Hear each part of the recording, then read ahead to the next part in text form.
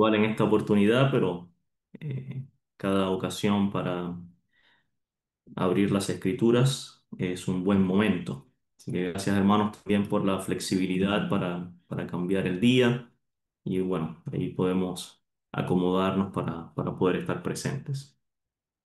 Quiero invitarles a un texto en Gálatas capítulo 5 versículo 19. Gálatas 5 19. Vamos a comenzar leyendo esta porción, probablemente bastante conocida, pero vamos a ver nuevamente algunos temas acá importantes para nuestra vida cristiana. Gálatas capítulo 5 versículo 19.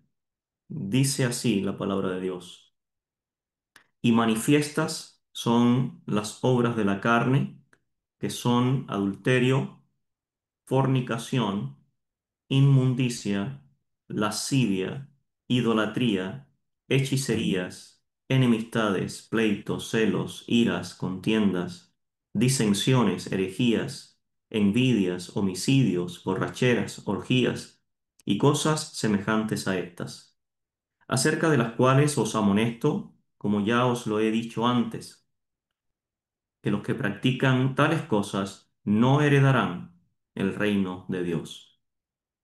Mas el fruto del Espíritu es amor, gozo, paz, paciencia, benignidad, bondad, fe, mansedumbre, templanza. Contra tales cosas no hay ley. Pero los que son de Cristo han crucificado la carne con sus pasiones y deseos. Si vivimos por el Espíritu, andemos también por el Espíritu.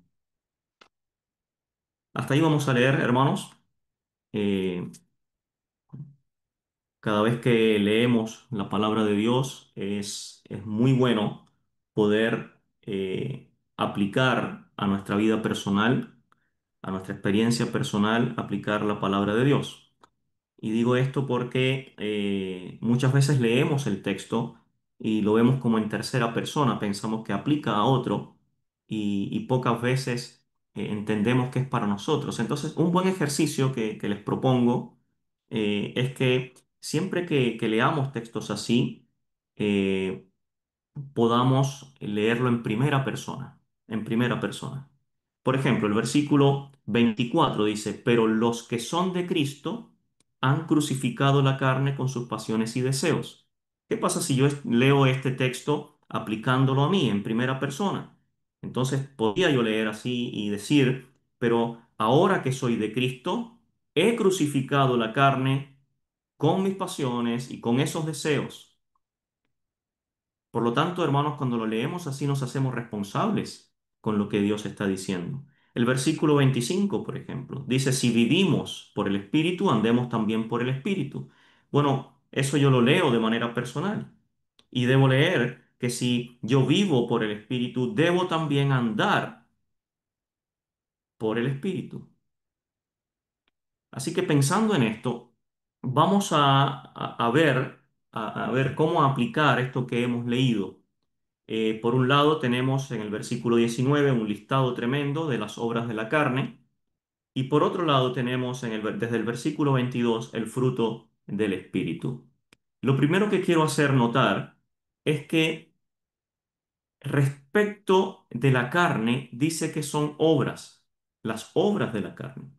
Obras allí tiene que ver con trabajo, tiene que ver con ocupación. O sea, es uno que trabaja, que se esfuerza, que se ocupa en la carne, que su trabajo y su ocupación es precisamente dar riendas sueltas a los deseos personales. Y por eso habla de las obras de la carne. Es un trabajo, es una ocupación, es algo que ocupa la mente, el quehacer diario de esa persona que vive en la carne.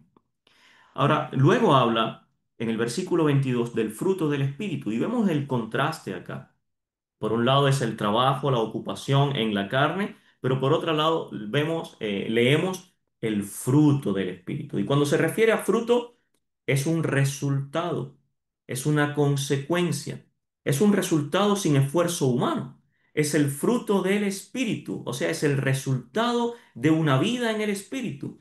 Y hermanos, qué importante es entender esto, que el resultado de nuestra vida y lo que se ve en nuestra vida de manera evidente, lo que se puede describir de un cristiano, de la vida de un cristiano, no es producto del esfuerzo personal, no es producto de un trabajo personal donde la persona ha logrado ser una persona lleno de amor, lleno de gozo, lleno de paciencia, para nada, lejos, lejos, estamos muy lejos de eso.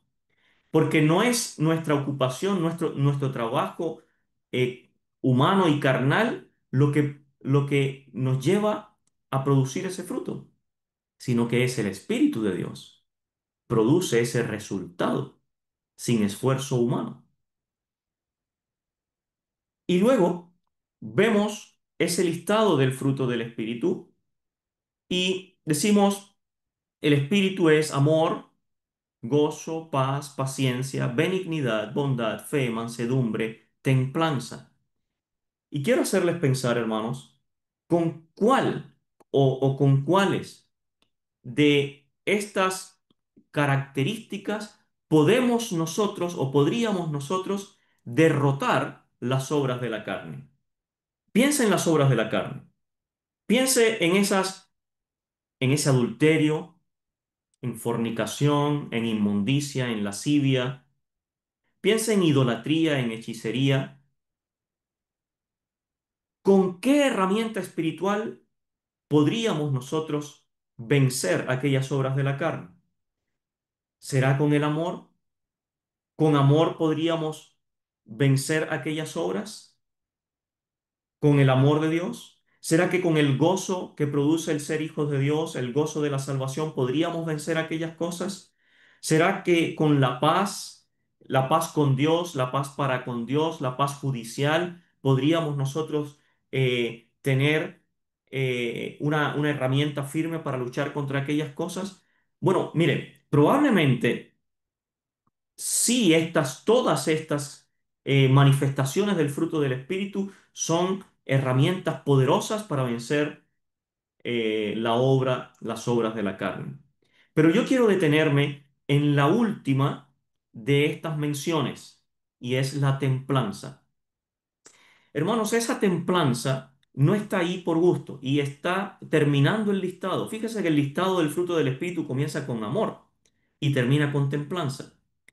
Y no es en vano que la templanza se menciona en último lugar, porque cuán importante es la templanza, cuán necesaria es la templanza para poder vencer las obras de la carne. ¿Qué entendemos por templanza? Bueno, la palabra que se traduce ahí, esa palabra griega, significa dominio propio. Eso es templanza. Es dominio propio en su sentido más amplio, o continencia en el sentido del deseo sexual. La templanza está en oposición a las obras de la carne. La templanza implica ser dueño de sí, ser fuerte en una cosa, bien controlado en cuanto a los apetitos y los deseos. Por lo tanto, la templanza es esa herramienta espiritual, es ese fruto del espíritu, hermanos, que es tan importante para poder vencer las obras de la carne. Con dominio propio podemos vencer contra el adulterio. Con templanza, con dominio propio, podemos vencer contra la fornicación, la inmundicia, la lascivia. Y quizás, hermanos, la templanza es una de las características del fruto que es menos observada, que le ponemos menos atención. Porque una persona sin gozo y sin amor, inmediatamente lo evidenciamos y decimos, oye, esa persona que es amargada, ¿cierto? O que no es cariñosa. Ponemos la atención en la paciencia, una persona que no es paciente, pero la templanza, hermanos, muchas veces la pasamos por alto. La templanza es esa capacidad de ser autocontrolable Y quizás muchos de nosotros tenemos que reconocer que somos faltos de templanza. En la segunda epístola del apóstol Pedro, en el capítulo 1, versículo 6, se menciona la templanza como aquello que debe ser añadido al creyente, porque dice que si estas cosas están en vosotros y abundan, no os dejarán estar ociosos ni sin fruto en cuanto al conocimiento de nuestro Señor Jesucristo. Y se menciona ahí la templanza. Y leamos por un momento 2 de Pedro 1:6.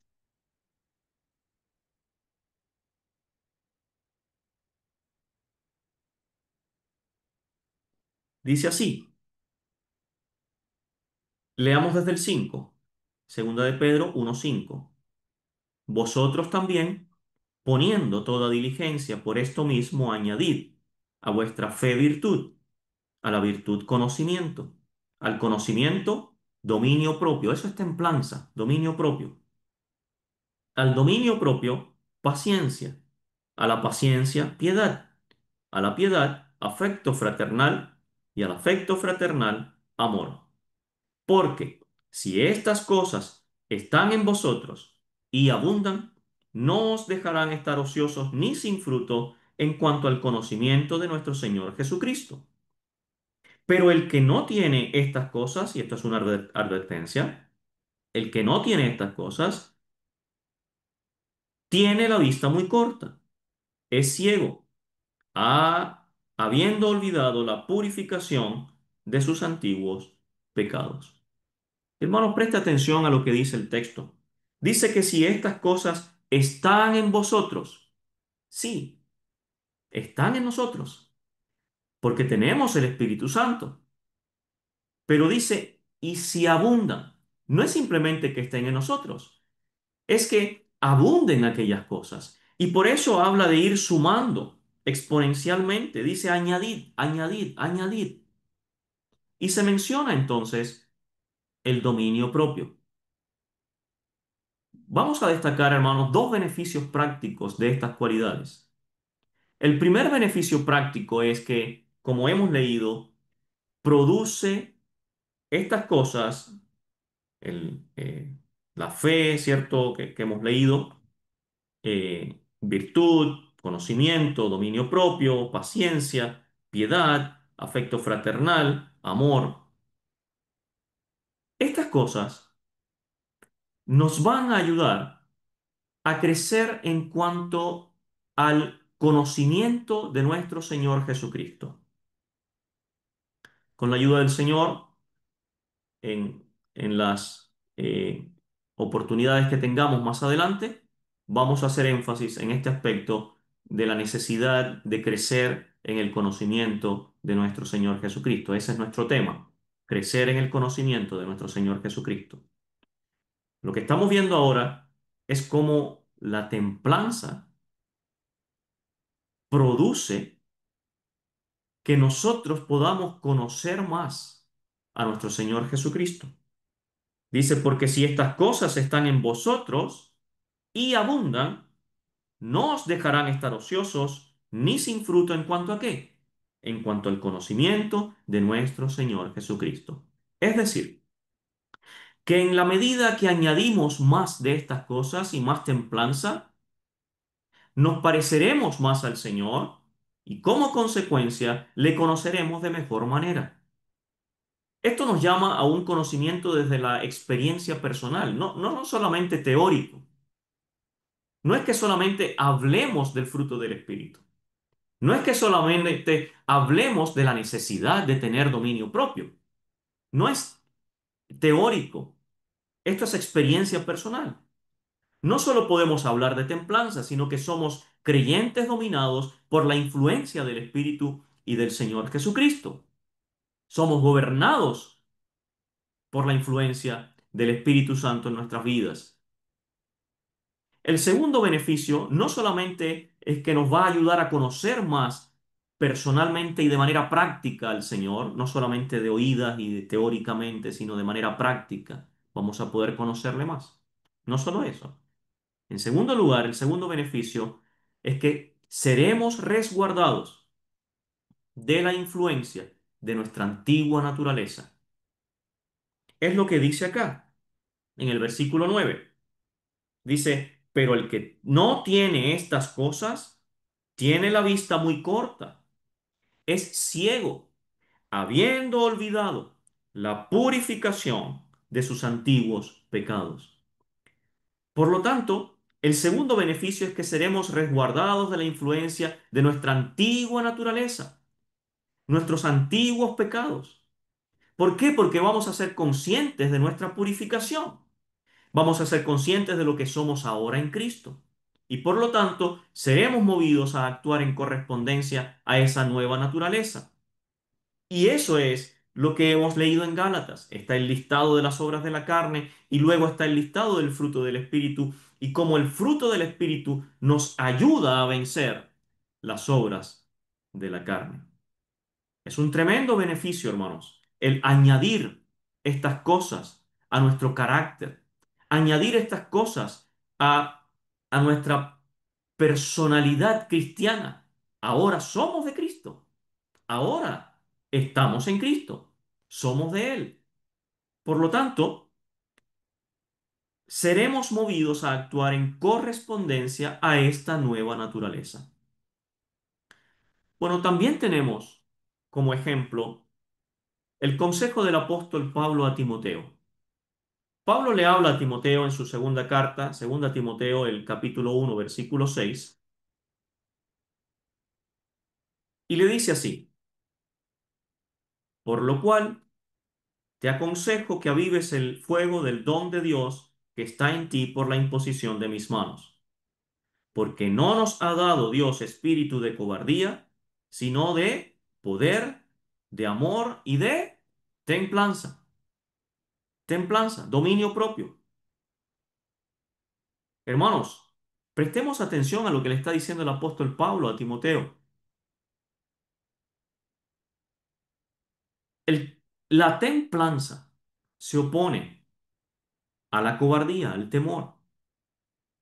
Dice allí, por lo cual te aconsejo que avives el fuego del don de Dios que está en ti por la imposición de mis manos, porque no nos ha dado Dios espíritu de cobardía, sino de poder, de amor y de templanza.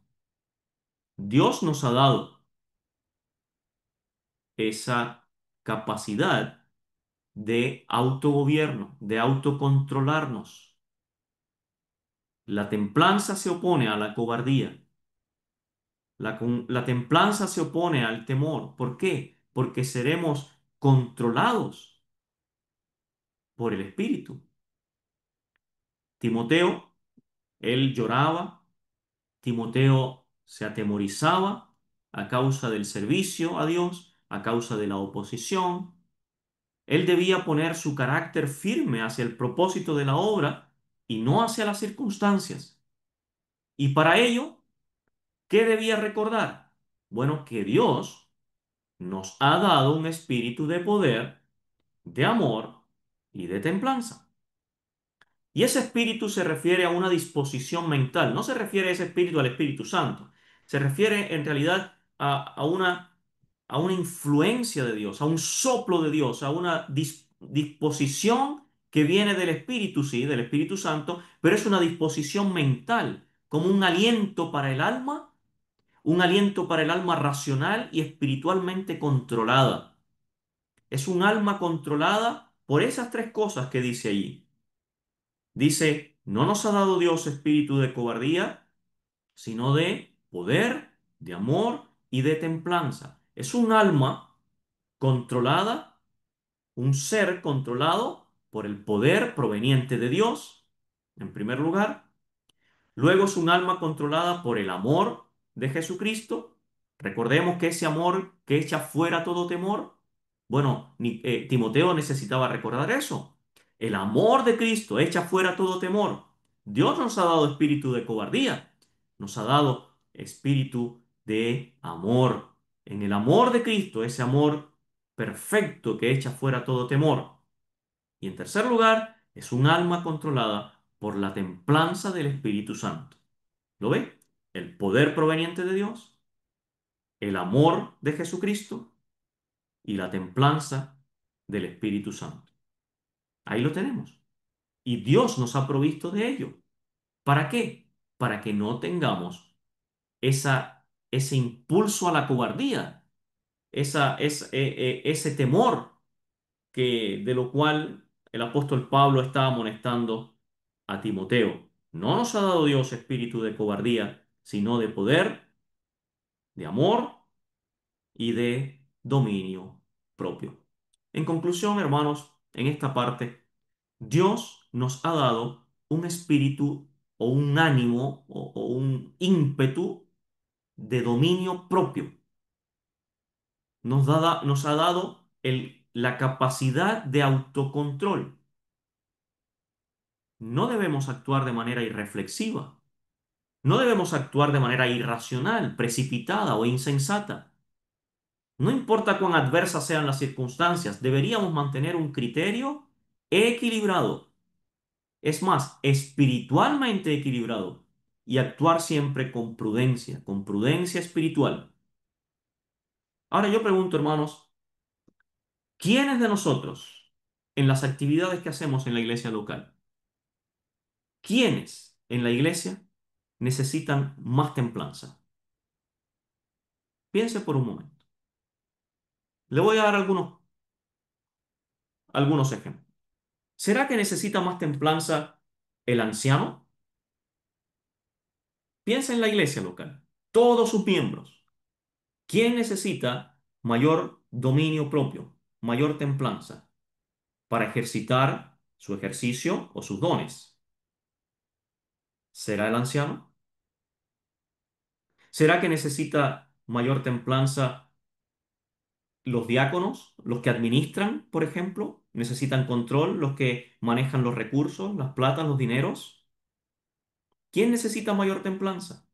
¿Será que necesita mayor templanza, por ejemplo, el que sirve en las cosas prácticas de la iglesia? ¿El que ayuda en las cosas materiales? ¿Quién necesita mayor templanza? Hermanos, ojalá estemos pensando que todos necesitamos templanza. Todos, en cualquier ejercicio, actividad espiritual, en cualquier don que tengamos, en cualquier responsabilidad, necesitamos templanza. Y si no, piense por un momento, a los ancianos, a los presbíteros, se les pide que tengan dominio, que tengan dominio de sí mismos.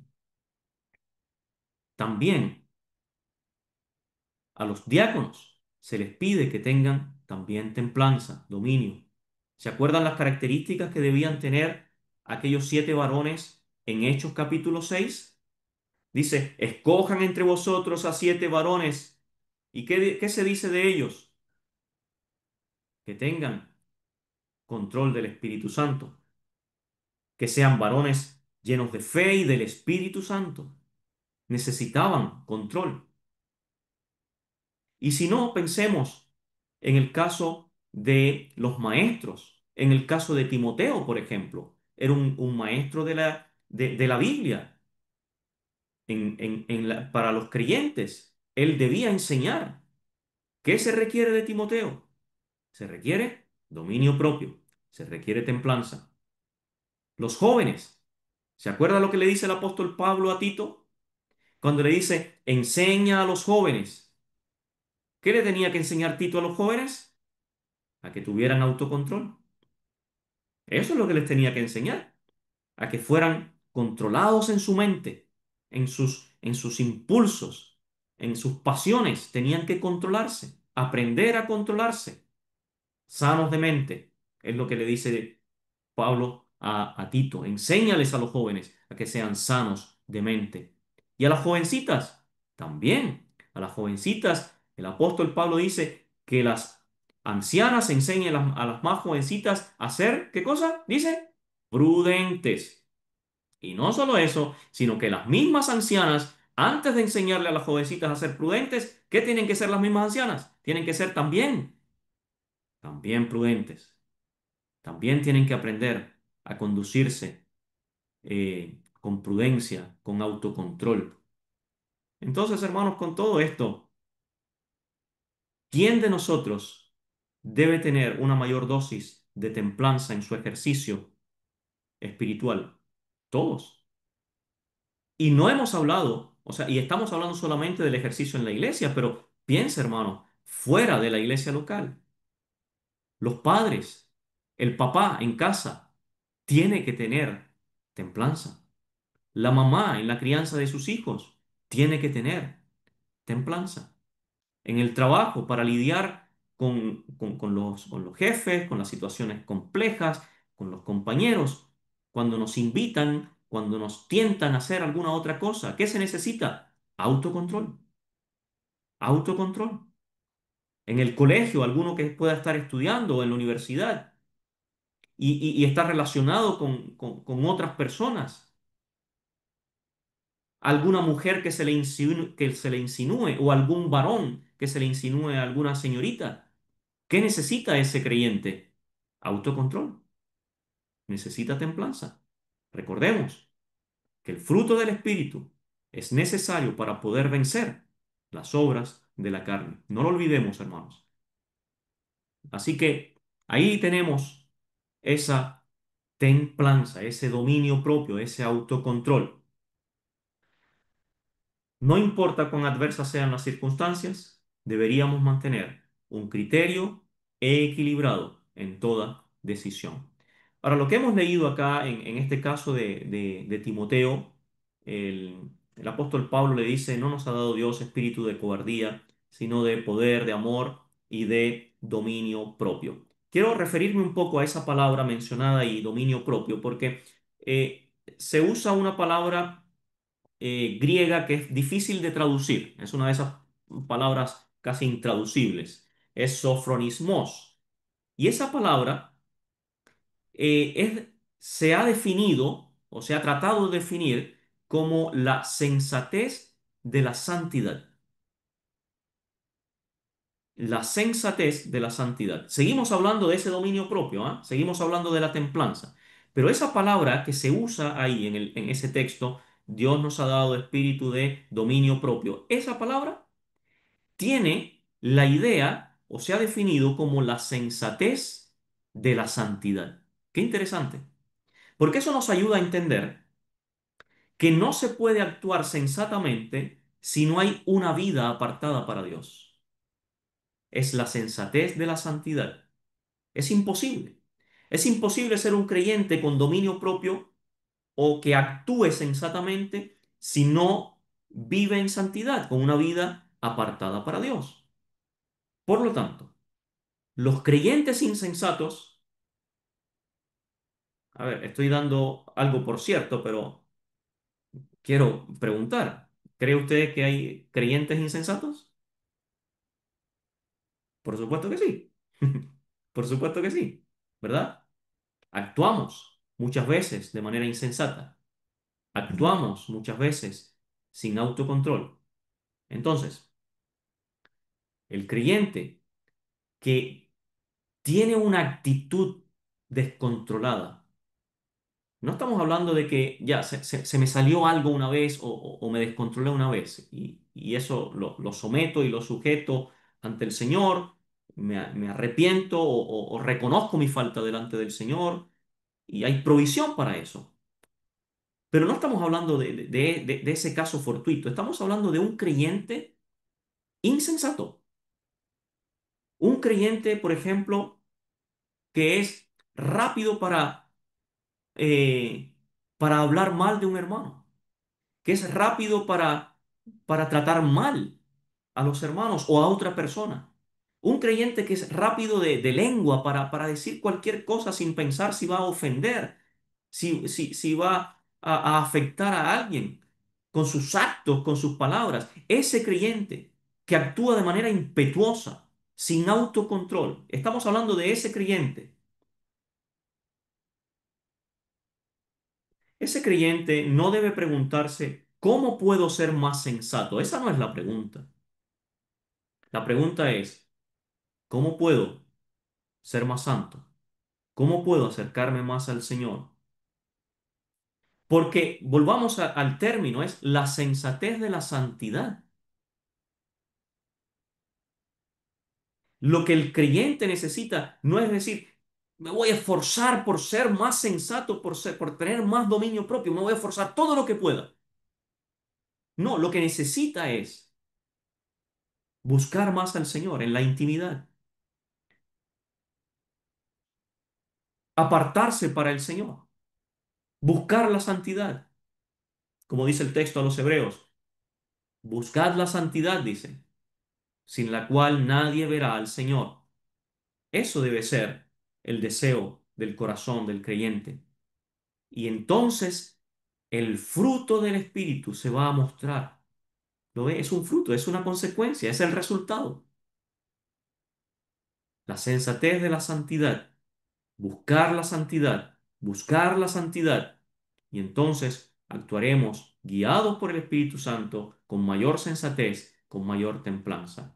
¿Por qué? Porque es fruto del Espíritu Santo.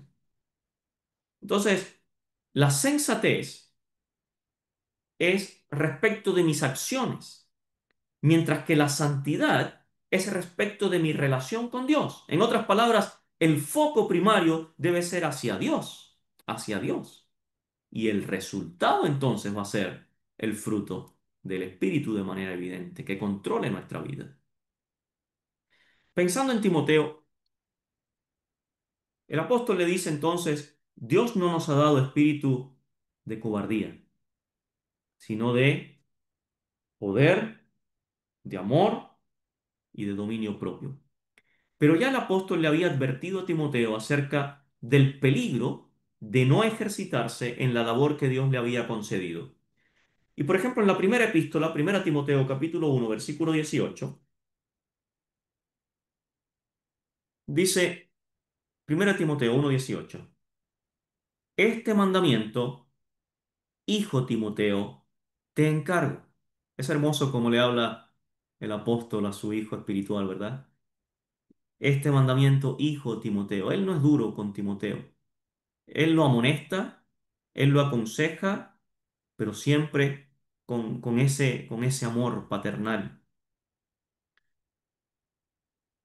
Este mandamiento, hijo Timoteo, te encargo, para que conforme a las profecías que se hicieron antes en cuanto a ti, milites por ellas la buena milicia, manteniendo, ¿qué debía mantener? La fe y buena conciencia, desechando la cual naufragaron en cuanto a la fe algunos, de los cuales son Himeneo y Alejandro, a quienes entregué a Satanás, para que aprendan a no blasfemar. Bien, le da una advertencia a Timoteo, y es claro él respecto de las consecuencias de no prestar atención a la labor que Dios le había hecho, le había dado, dice, para que milites la buena milicia, manteniendo la fe y buena conciencia, desechando la cual naufragaron en cuanto a la fe algunos. Entonces, tenga en cuenta, hermanos, esa actitud que debía tener Timoteo. En dos palabras, tengamos en cuenta la actitud que debe tener Timoteo en dos palabras. Esas dos palabras están en el versículo 19 y son muy importantes. Dice manteniendo y desechando. Y eso resume lo que es la templanza, lo que es el dominio propio. Esas dos palabras resume lo que es la templanza, manteniendo y desechando. Es decir, él debía evaluar, tener una conciencia moral adecuada y la capacidad de mantener lo bueno y desechar lo malo. Eso, hermanos, es templanza. ¿Qué debía mantener? Bueno, la fe y la buena conciencia. ¿Y qué debía desechar? Debía desechar esa actitud contraria a la fe, esa actitud en la que naufragaron aquellos en cuanto a la fe, de los cuales son Himeneo y Alejandro. ¿Lo ve? Entonces, si lo vemos en términos prácticos, ¿cómo ejercitamos la templanza? Aquí tenemos el ejemplo práctico. Manteniendo, desechando.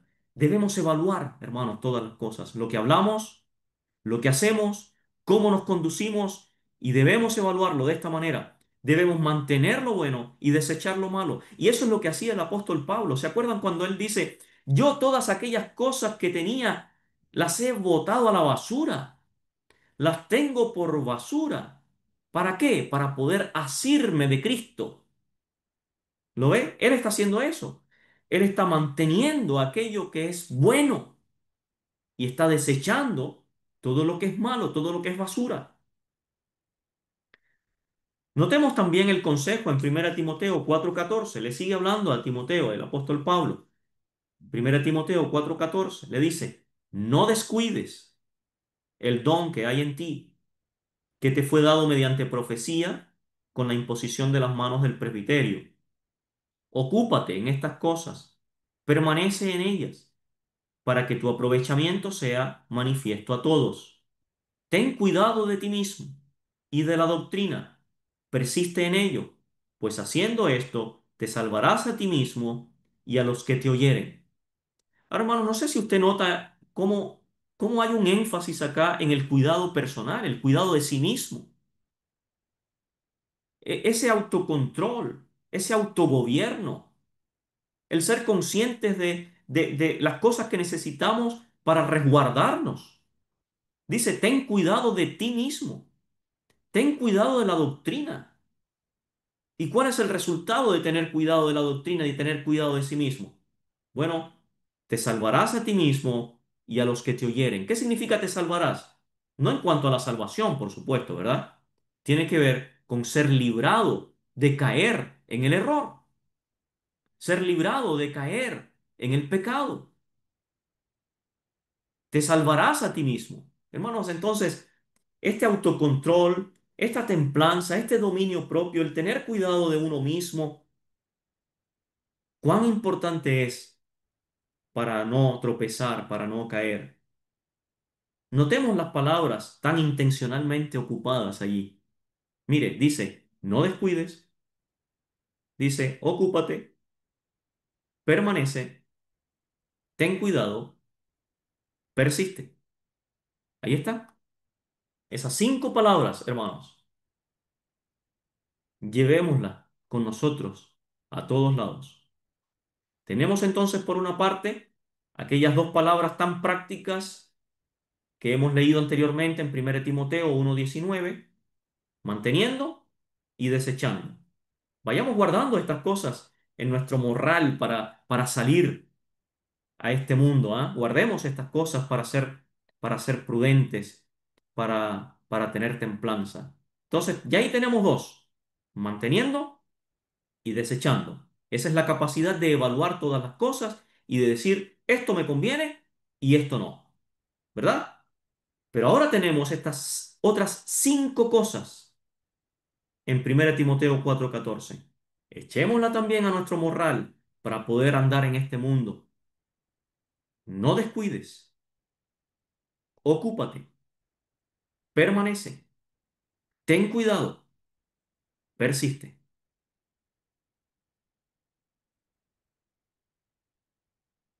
Todo ello es producto, hermanos, de la templanza.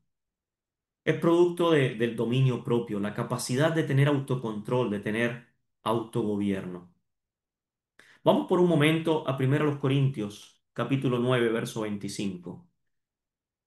1 Corintios 9:25.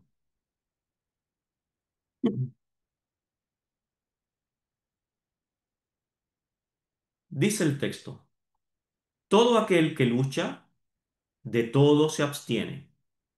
Ellos, a la verdad, para recibir una corona incorruptible, pero nosotros una incorruptible. Así que yo de esta manera corro, no como la aventura, de esta manera peleo, no como quien golpea el aire, sino que golpeo mi cuerpo y lo pongo en servidumbre, no sea que habiendo sido heraldo para otros, yo mismo venga a ser eliminado. Se refiere allí a la disciplina del atleta, quien tiene bajo control aún aquellas cosas que podrían ser lícitas, que podrían ser buenas, pero los tiene bajo control con la mirada de poder alcanzar la meta más alta. De tal manera que dice que Él de todo se abstiene. Eso es templanza. Es la capacidad de abstenerse. Recordemos que templanza tiene un sentido también en cuanto al control, en cuanto a los respecto de los deseos corporales. Por lo tanto, él dice allí que de todo se abstiene. Todo aquel que lucha, de todo se abstiene. Ahí cuando dice se abstiene, está diciendo que tiene autodominio. Esa es la idea. Y cuando dice se abstiene, es una persona que tiene, o un atleta, o eh, o un luchador, ¿cierto? Que dice que tiene autodominio. Ellos a la verdad dice para recibir una corona corruptible, pero nosotros una incorruptible. Y luego continúa diciendo en el capítulo 10 versículo 23: todo me es lícito, pero no todo conviene. Todo me es lícito, pero no todo edifica. Bien, ¿qué es esto? Hermanos, lo que hemos leído anteriormente a Timoteo. Dice a Timoteo que le dijo, mantén y desecha, manteniendo lo bueno, desechando lo malo. Esa es la misma idea acá. Le está diciendo, todo me es lícito, pero no todo conviene. Todo me es lícito, pero no todo edifica. O sea, es la capacidad de evaluar y preservar, mantener aquello que es bueno, que me edifica, que me conviene, y desechar lo que no me conviene y lo que no edifica. El autodominio, la templanza, implica evaluar todas las cosas que son incluso aparentemente lícitas y tener la capacidad moral, la firmeza espiritual y el temor de Dios para decir, esto no me conviene, esto lo desecho o esto me edifica. ¿Lo ve? Es esa capacidad de autocontrol, de poder evaluar, de poder sopesar y tener el autocontrol para decir esto sí y esto no. Tener freno para decir esto lo desecho. Ahora, si lo notamos bien, dice ahí todo me es lícito. Y esa palabra lícito tiene que ver con algo que es legal. O sea, es algo que podría ser incluso legalmente permitido. Cosas que legalmente pueden estar autorizadas, pero que yo sé a la luz de la palabra de Dios, sé que no es correcto, sé que no me conviene, sé que no me edifica, aun cuando sea legalmente correcto o legalmente aprobado. Yo sé, a la luz de la palabra de Dios, con el control del Espíritu Santo, sé que eso no me conviene, que no me edifica y por lo tanto lo desecho. Eso es autodominio. Eso es autocontrol. Hermanos, eso es templanza. Ahora quiero hacer notar algo importante. Dice allí, todo me es lícito, pero no todo conviene. Y quiero decir algo para terminar. Hermanos, la vida cristiana no se trata de prohibiciones. Se trata de vivir con prudencia y rectitud, agradando a Dios en todo lo que hacemos, en todo lo que hablamos, en cómo nos movemos en este mundo. La vida cristiana tiene que ver con saber lo que Dios espera de mí, lo que a Dios le agrada y desear hacerlo de todo corazón. No porque tenga alguna prohibición o alguna regla, sino porque es lo correcto, de acuerdo a lo que Dios dice, de acuerdo a los parámetros de Dios. La vida cristiana no se trata de prohibiciones, hermanos. A veces nosotros nos regimos por reglas, por lo que se puede, lo que no se puede hacer, por reglas humanas, por prohibiciones. No sé si a usted le han preguntado por ahí, oye, ¿y en tu iglesia qué te dejan hacer y qué no te dejan hacer? Ese es el concepto que tiene el mundo religioso, tiene ese concepto. Reglas de lo que podemos hacer y lo que no podemos hacer. ¿Qué se nos permite hacer y qué no se nos permite hacer? Pero esa no es la vida cristiana. No se trata de prohibiciones. Se trata, hermanos, de vivir en base a la palabra de Dios, en base a lo que es correcto, en base a lo que a Dios le agrada. Y yo con todo mi corazón, con todo mi deseo, deseo agradar a Dios. Como dice el apóstol Pablo también, sea por vida, sea por muerte, mi deseo es serle agradable. Eso debe movernos. Y entonces, la templanza, el dominio propio, ¿por qué debe estar motivado? Bueno, por agradar a Dios, por hacer lo correcto para Dios. Eclesiastés 11:9 dice, alégrate joven en tu juventud y tome placer tu corazón en los días de tu adolescencia, anda en los caminos de tu corazón y en la vista de tus ojos. Si nos detenemos ahí en ese versículo, estoy considerando Eclesiastés 11:9. Si nos detenemos en ese versículo, pareciera que es un libertinaje total. Dice, alégrate joven en tu juventud. Y ahí está hablando de la juventud. Dice, tome placer tu corazón en los días de tu adolescencia. Está hablando de la adolescencia ahora. Y ande en los caminos de tu corazón. Los caminos es el resto de la vida.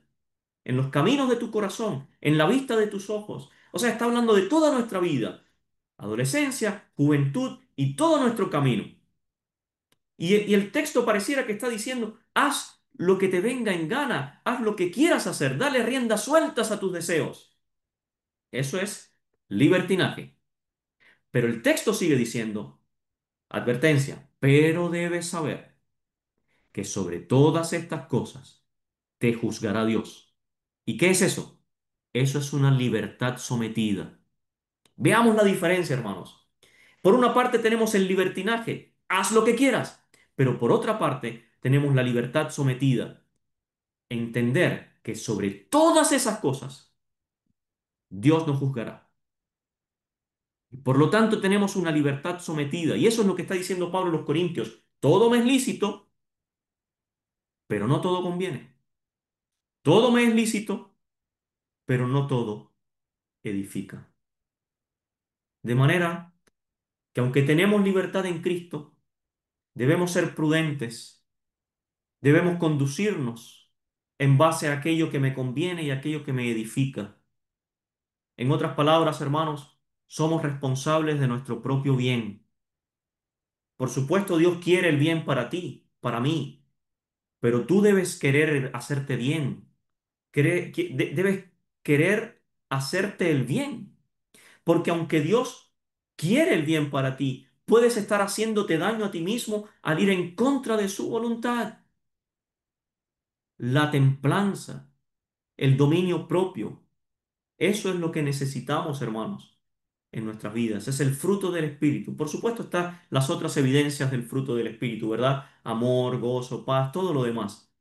Pero, hermanos, no olvidemos que somos llamados a ser creyentes con dominio propio, con templanza, capaces de evaluar lo bueno y lo malo, desechar lo malo y mantener lo bueno. Que el Señor nos ayude, hermanos, porque esto es para cada uno de nosotros, para todos. Que el Señor nos ayude. El Señor bendiga su palabra. Gracias, hermanos.